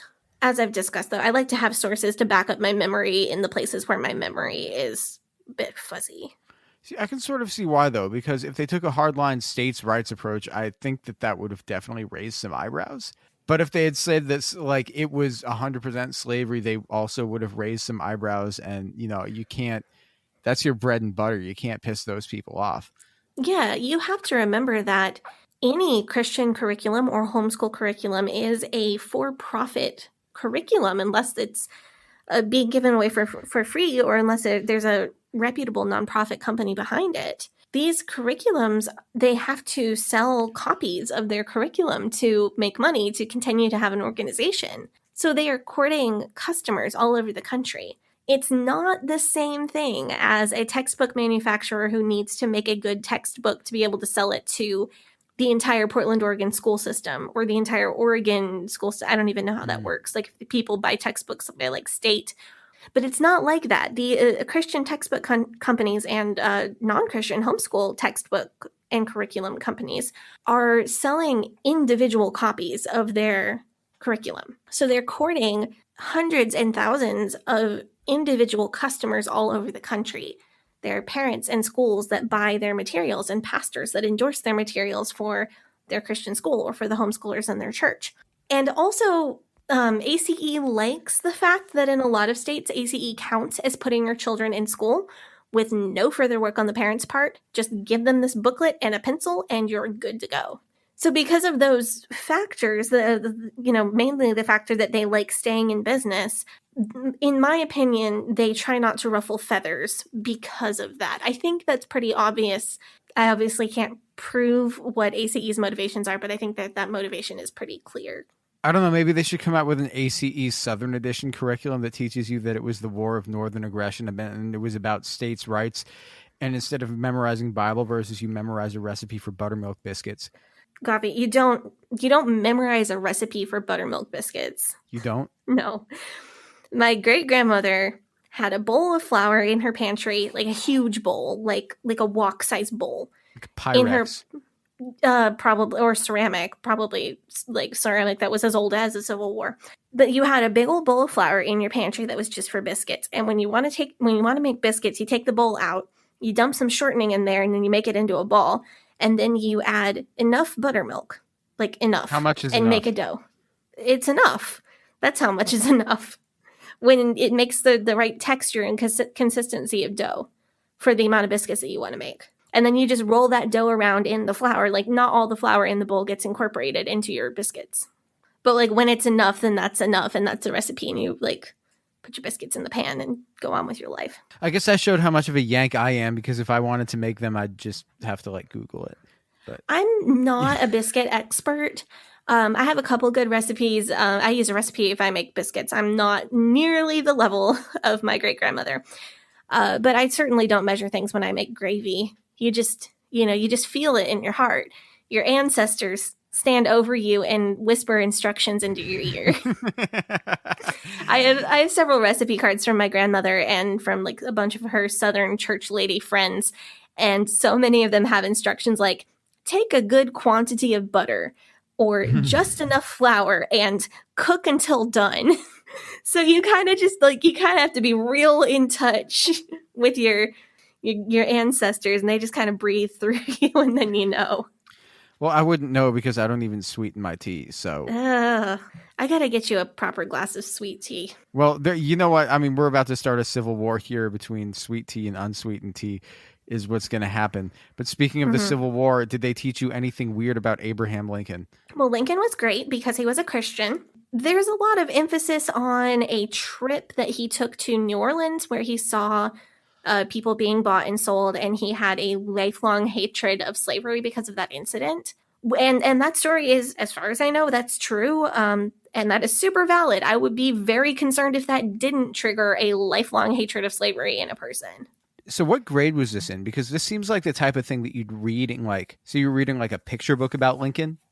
Yeah. There'd be one chapter where it's like, Lincoln went to New Orleans where he saw people being bought and sold, and this made him hate slavery. So he decided that he would grow up to end it. Like that's the level that we're talking about here. Yeah. I wish I could help sort out what grade it was in. I can tell you it was in elementary rather than in high school, like earlier in a student's education. I'm sure the high school texts got more into him in ACE. I don't remember him being as much of a major figure in Abeka. But there was definitely this narrative of people only do things for one reason. Especially ACE is especially bad about this. Abeka's maybe a little bit better. But the narrative when talking about historical people is that people are either good or evil and have either good or evil motivations. Lincoln freed the slaves because he was by himself, because he was a good person who loved God, and slavery made him feel sad. It doesn't mention that he chose to do that on a day that was strategic for the Union. It doesn't mention that there was political pressure on him both to sign the Emancipation Proclamation and not to sign it. I am in no way saying that Lincoln didn't give a about enslaved people and only acted for his own political good. That's not what I'm saying. But there's a major lack of nuance. Like Lincoln, as far as I know from what I've studied after, Lincoln did what he did because he personally felt that it was right, and because it was strategic for the army of which he was the commander-in-chief, and because it was a political move. And all of those things can be true at the same time. Just because he had other motivations doesn't mean that he didn't personally feel that it was right as well. Right. But the failure of the Christian history text that I read on this topic, it isn't that they said something that wasn't true. It's that they really oversimplify the narrative about a lot of historical people.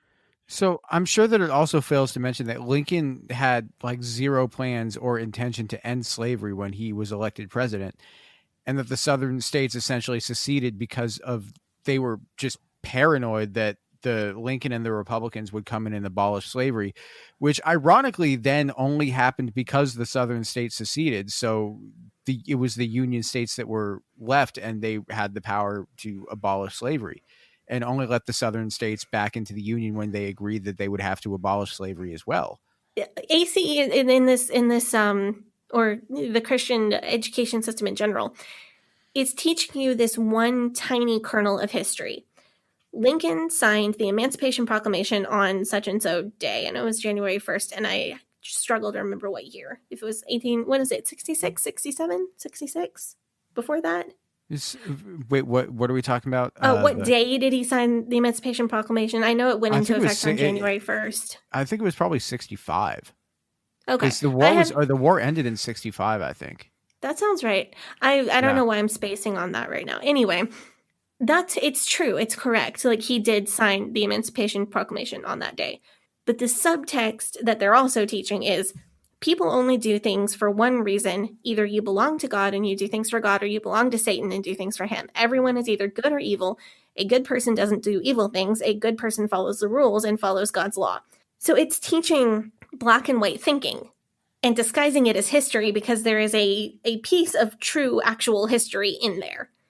And that's called brainwashing. Yeah, so why don't we go through a few other things? Why don't we skip 100 years or so, or almost 100 years? So what are we talking about with the Great Depression, with the New Deal, with World War II, with Franklin Roosevelt? I think what I learned about the Depression was probably pretty standard. I also had the American Girl Kit books, so I learned from those. Was she the Depression one? Yeah, she was the girl from the Depression era. As a side note, I cannot wait to buy every single American Girl book series for Chuck because I loved those growing up. Are you going to get her the dolls too? If she wants them, yeah, absolutely. Damn, you got to be like, that's like a flex right there. You know what I'm saying? They're not cheap. Oh yeah, I got one for like a really special occasion present one time. When I was a kid, I had one. Which one was it? Why don't you? Oh, you wouldn't know. You are not. I wouldn't know about this. You're not like into like femme culture. I don't know the American Girl dolls. I don't know. Okay, I'm gonna give everyone who is a former American Girl doll collector a couple seconds here. Go ahead and just yell it right out. If you're on the bus, if you're driving, if you're working with your earbuds in, I don't care. Go ahead and say which American Girl doll you think I had. Okay, did you say Samantha? Because you were absolutely right. Which one's Samantha? What does she do? The 1904. She's she's the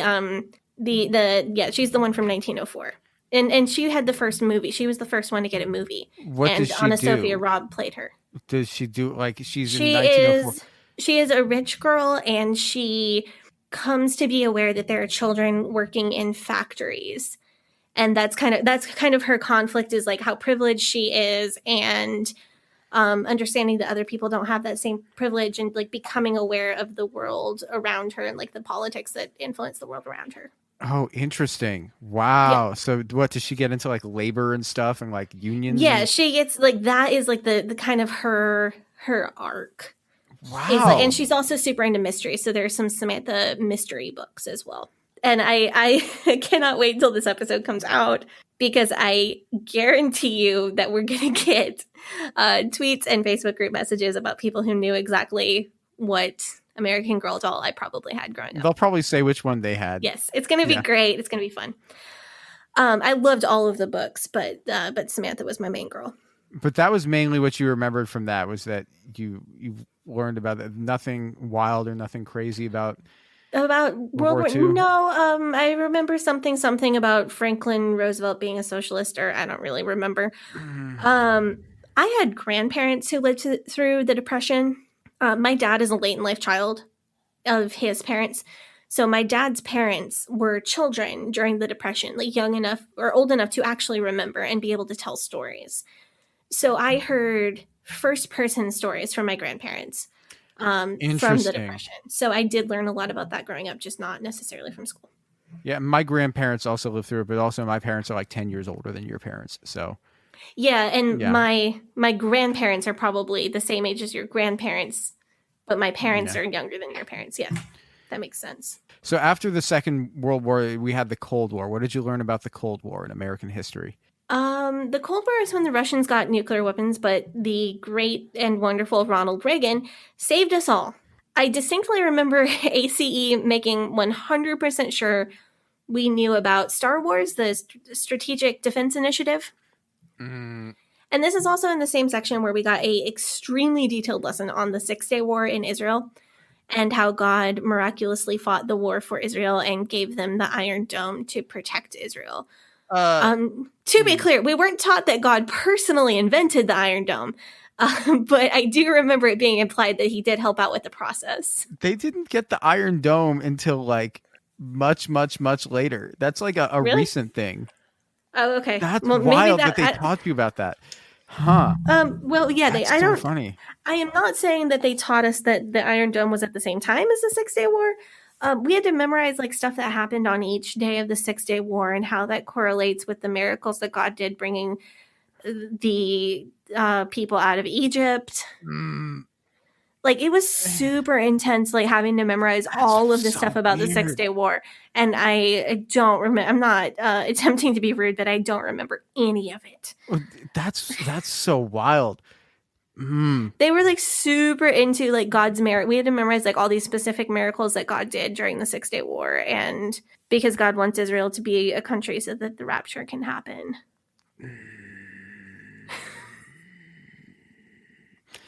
I'm so annoyed. That might by be a that. new sound. Yeah. So that was fun. I'm gonna leave that one alone. Okay, what did you learn about the 90s? Well, okay, let's just skip all of that. 1990s, we got deal with this. Let's go to the 90s. Soviet Union falls on its face. We got Boris Yeltsin coming in. We got Bill Clinton. We got so I know Nirvana. We learned we did not learn about Nirvana. I know we learned about some Soviet leaders. I remember seeing their pictures in my paces. When I was a little kid in ACE, I was super engaged in it and really like an active participant in my own learning. Of course, you have to be with ACE because you are your own everything teacher and whatever. By the time I got into high school, I was really burned out. So I was not paying attention. I was still making straight A's in school, but I wasn't paying any attention to it at all. Right, because you can just skate through and not actually learn the material as long as you get the grade. Right. So I was just memorizing stuff for the test. Probably because I was completely burned out because I was working for the church all the time and soul win. Yeah, and like so I was like soul winning. I was playing piano for the church. I was in music groups. I was in like so many different activities. And I was also getting bullied really badly in school. So there was like a lot going on and I didn't really care. I know that we learned about some Soviet leaders. I just like really don't remember what we learned other than maybe needing to memorize their names. In my high school history classes where we used Abeka and had a teacher, like an actual teacher, we never got to the end of the Vietnam War because, and I've had more than one high school or college professor do this.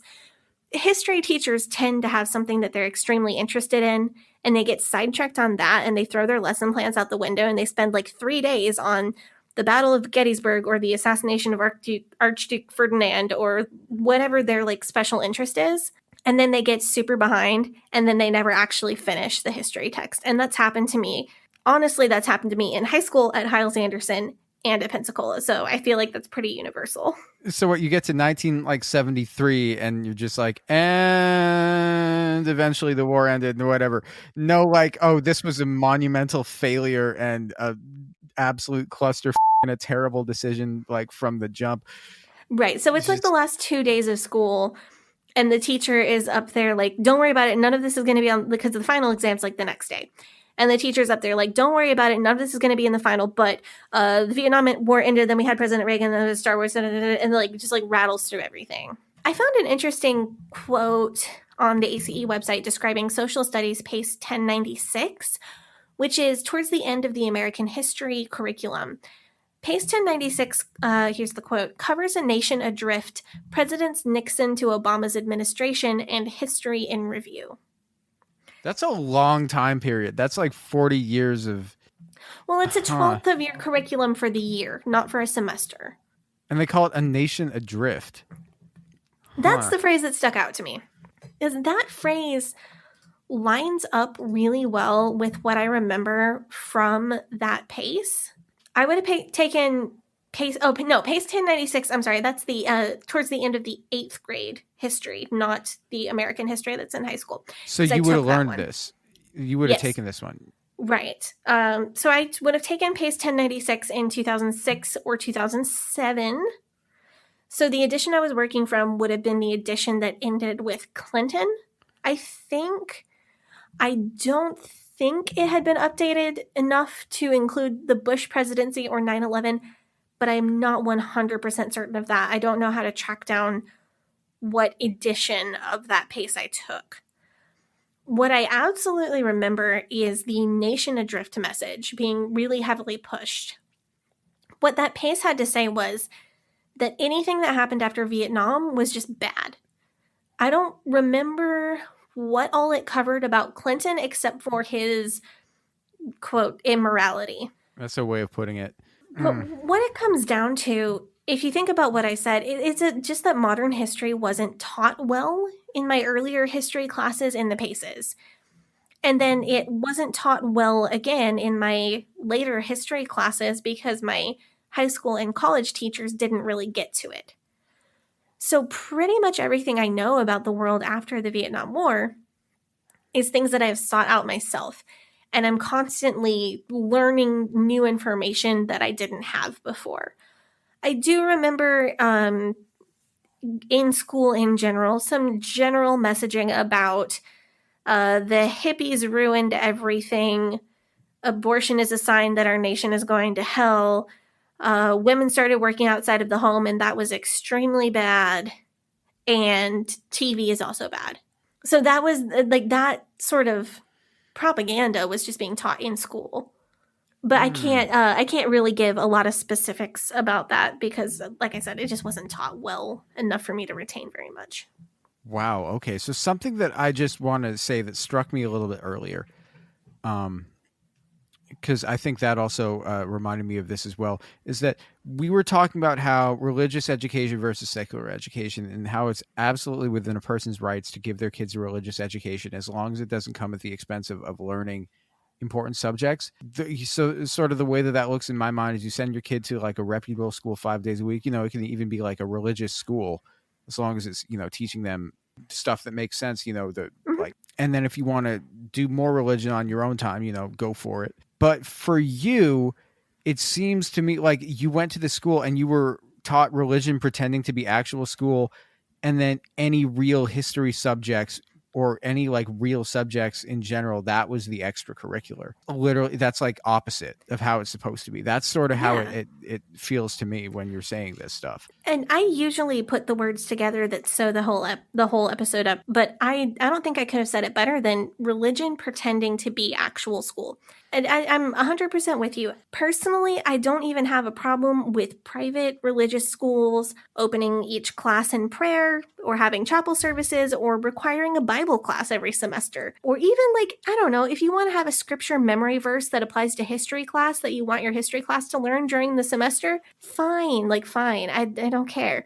But the way that religion has been infused into every word and every opinion of subjects like English and science and history, it fundamentally alters the composition of those subjects. And it also deprives students of things that they should be learning. It wastes significant amounts of time. Saying a memory verse saying a prayer and going through a memory verse at the beginning of a class period takes up 2 to 3 minutes of the class period. If you're a religious school and you've chosen to send your kid to a religious school, that's your preference. That's your bag, like whatever. When you infuse every word of a history text or a history lesson with religion, you've taken away far more than 2 or 3 minutes to say a prayer at the beginning, and you are taking up all of this space where students should be and could be learning more. And that's what's unacceptable to me. Yeah, this should absolutely be illegal. I honestly have no idea how it isn't. How is nobody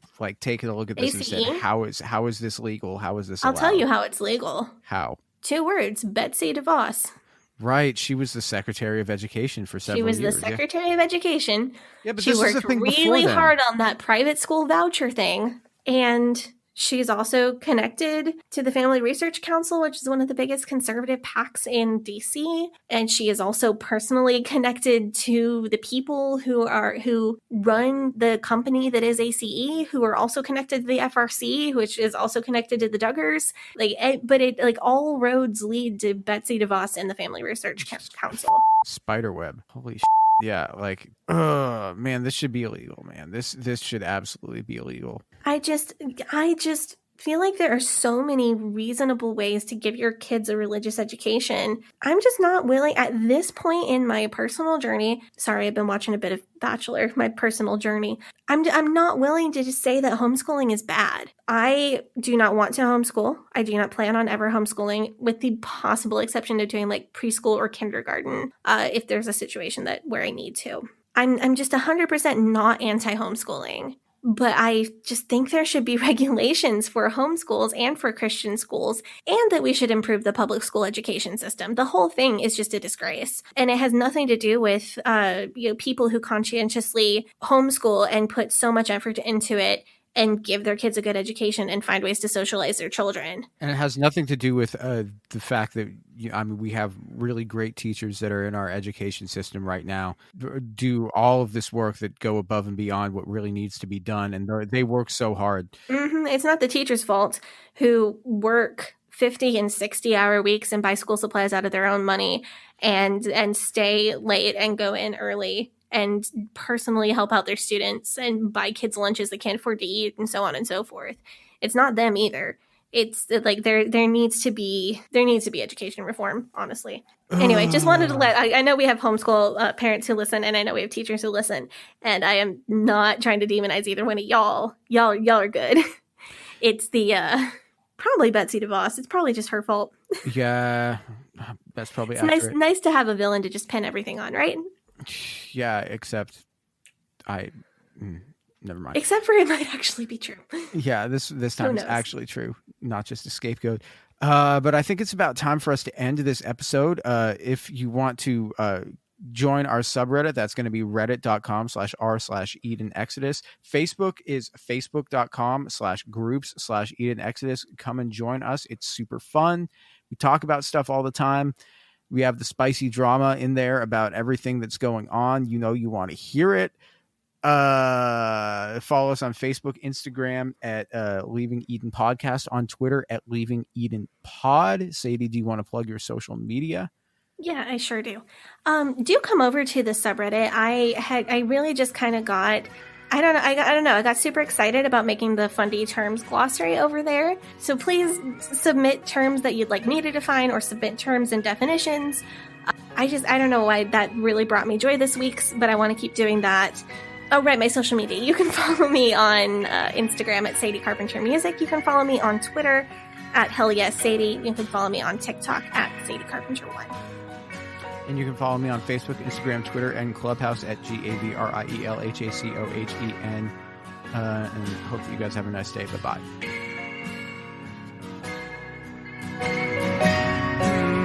But old rolling river of time, you've healed me in too many days. No regrets, no confusion, there'll be no pollution. I'm so thankful I've decided